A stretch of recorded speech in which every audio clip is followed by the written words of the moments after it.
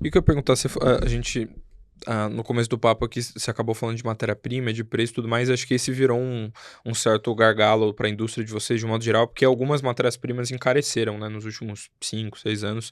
Eu me recordo que há uns anos atrás, a creatina, de um modo geral, né, no comecinho, no pós-pandemia, ela era um preço e ela duplicou, triplicou muito Explodiu. rápido.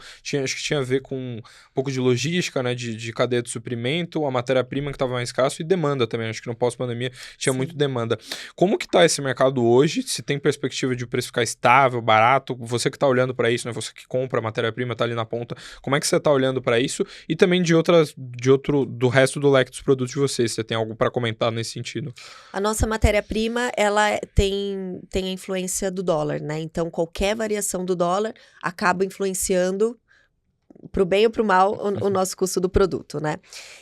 No caso da creatina, hoje eu vejo uma situação bem estável, né? Pós-pandemia, onde... Por que explodiu a creatina pós-pandemia? Porque muitos utilizaram a creatina, ao contrário do que se falava, né? Da creatina apenas para performance, muitos utilizaram a creatina para as pessoas que tiveram Covid, que ficaram internadas, para recuperação muscular dessas pessoas. Então, a creatina teve uma explosão mundial, onde as fábricas não conseguiam produzir a quantidade necessária de creatina para suportar a demanda. E aí, teve essa explosão de precificação, hoje ela está super organizada, porque as fábricas se prepararam, né, conseguiram aumentar a produtividade dela. A proteína é uma matéria-prima mais instável do que a creatina, porque ela tem variações ela sofre variações de diferentes tipos, né? Por exemplo, fabricação do queijo.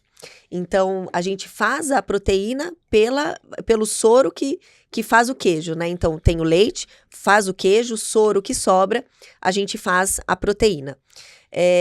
Então, tem essa variação, né, do quanto que vai ser fabricado de queijo e o soro que sobra. Tem a variação do clima também, né? O quanto que vai gerar dessa matéria-prima pra gente. E tem uma variação que está acontecendo muito agora, que são as famosas canetas, Ozempic e Mounjaro, onde o consumo tem aumentado significativamente.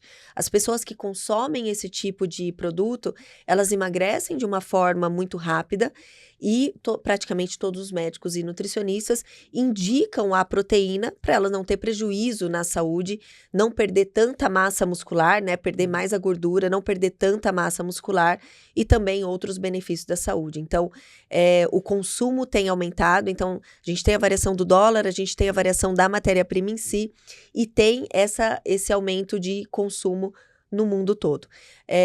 Para esse ano já foram repassados os aumentos, então eu não vejo que vai ter mais aumento dessa matéria-prima, mas é sempre um ponto que a gente tem que abrir o relatório toda semana para ver como que está o estoque mundial, né, dos nossos fornecedores, para não impactar tanto no bolso dos brasileiros. Ainda continua sendo a matéria-prima principal, a proteína principal. Apesar de a gente ter hoje outras fontes de proteína do arroz, proteína da ervilha, mas ainda ela nem é tanto com preço competitivo e também nem entrega tanto a questão de sabor para o consumidor. Perfeito. Só por curiosidade, até como é que é mais ou menos a cadeia de produção de vocês? Antes de o pote de whey que tá lá na loja, assim, onde que começa a produção dele e por onde que ele passa? Vocês pegam matéria-prima importada e fabricam aqui? Como é que funciona? A matéria-prima tem importada e tem nacional, tem fabricantes nacionais. Creatina a gente não tem fabricação no Brasil, é só importado, então a gente importa toda a nossa matéria-prima. Proteína tem uma parte no Brasil, mas a maioria importada. Então chega essa matéria-prima nossa, a gente faz as misturas, né, as formulações, as vitaminas, os aromas que o nosso grande diferencial competitivo é o sabor dos nossos produtos, né? Principalmente de proteína, porque a gente quer dar para o consumidor aquele momento de se suplementar, mas ao mesmo tempo ser um momento bom para ele. Então tem toda a mistura.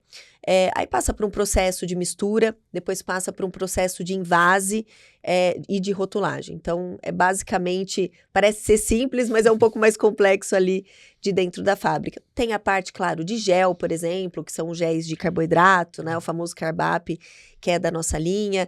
Tem a parte mais complexa de tablete, né? Onde tem uma máquina específica de tablete, que é uma máquina que se utiliza muito em indústria farmacêutica.